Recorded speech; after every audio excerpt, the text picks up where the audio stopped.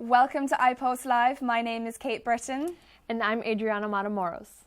There is a cause for celebration today as the Queen of England turns 90. Crowds of cheering people lined the streets in Windsor as the monarch took part in a walkabout, and royal gun salutes have been fired from each of the UK's capital cities. 90th birthday portraits shot by Annie Leibovitz have been released by Buckingham Palace of Queen Elizabeth II with 2 grandchildren and 5 great-grandchildren.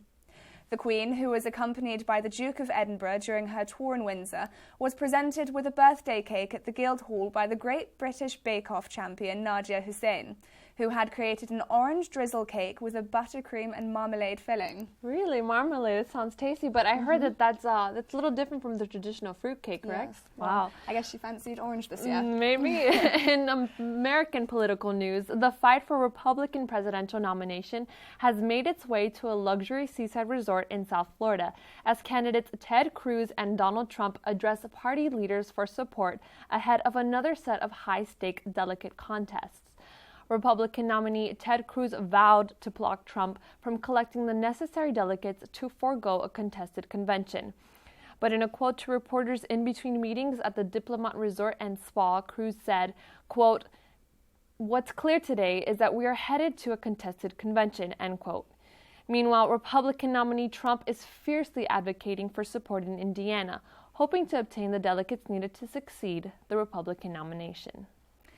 And again in national news, Pennsylvania, long an afterthought in presidential primary stakes, may emerge as a key player in crowning this year's Republican presidential nominee.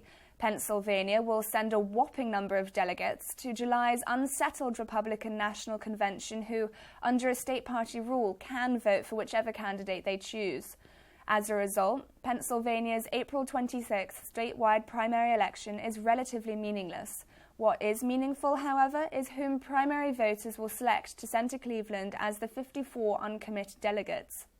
Polls show New York businessman Donald Trump leading both Cruz and Ohio Governor John Kasich in Pennsylvania, where primary contests are usually so late that the eventual presidential nominee is no longer in doubt.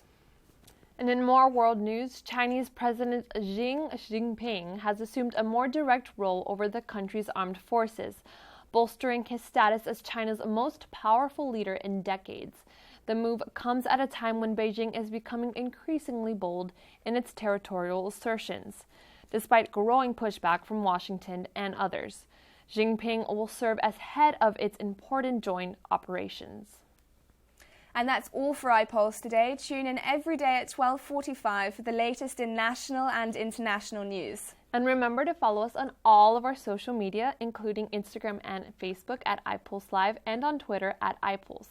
Before we conclude, as many of you know, Ecuador was hit by a 7.8 magnitude earthquake. Student Anthony Calle from Ecuador encourages donations to relief efforts in the country. Thank you for tuning in today. My name is Adrianna Matamoros. And I'm Kate Britten. And from all of us at Lynn University, happy birthday, Queen Elizabeth. And have a lovely day.